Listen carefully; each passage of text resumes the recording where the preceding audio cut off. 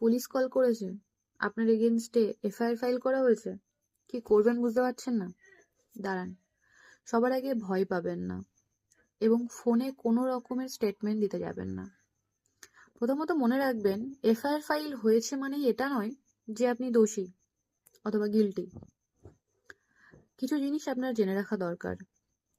Police phone করলে সবার আগে পুলিশকে এটা বলুন যে সেকশন 35 ক্লজ 3 বিএনএসএস এর আন্ডারে পুলিশকে আপনাকে সবার আগে একটা ইনভেস্টিগেশন নোটিশ সার্ভ করতে হবে।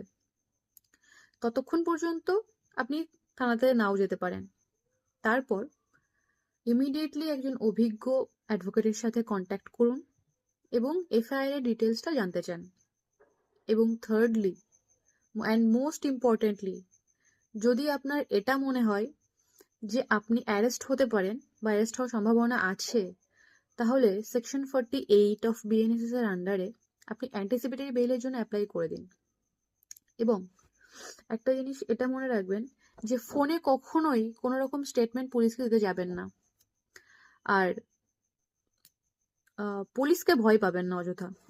আইনকে জানুন, কারণ আপনি দোষী কি নির্দোষ এটা শুধুমাত্র কোর্টই ডিক্লেয়ার করতে পারে। অযথা ভয় পাবেন না, আইনকে জানুন, নিজের অধিকারকে জানুন। ধন্যবাদ।